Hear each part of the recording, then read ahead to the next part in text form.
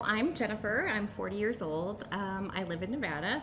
I love knitting, especially for charity. I knit women's breast forms for breast cancer survivors. I turned a hobby and turned it towards good. And I love guinea pigs. Huge guinea pig fan. We've got a whole little herd at home. My journey with asthma has been very bumpy. It has not been a straight road at all. It's been really difficult at times, very frustrating.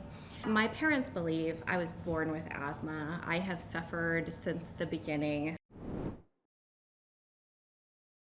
I was cheerleading and we were doing an event in the Bay Area, and it was very hot that day, and I ended up collapsing from a severe attack.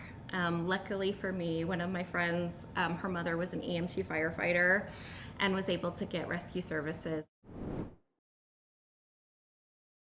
We saw one of the a fantastic pulmonologist who said, why is her asthma not being treated? She is not under the proper care. Why is this happening?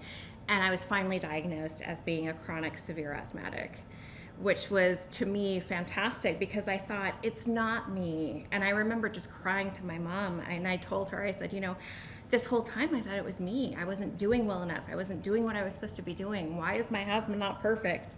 And we had a diagnosis, and it was like my world opened up.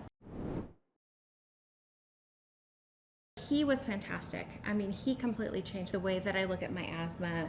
He was the first person to say that we don't treat symptoms, we're trying to treat your root cause of asthma, because up until that point we were just responding to symptoms as they came. So once we changed our health goal and our health focus, things really started to change.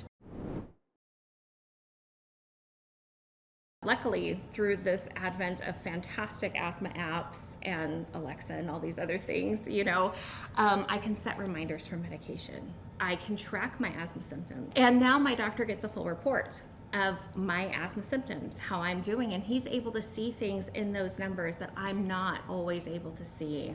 And we're able to make tweaks and adjustments to my medication. We're able to help each other on our asthma journeys.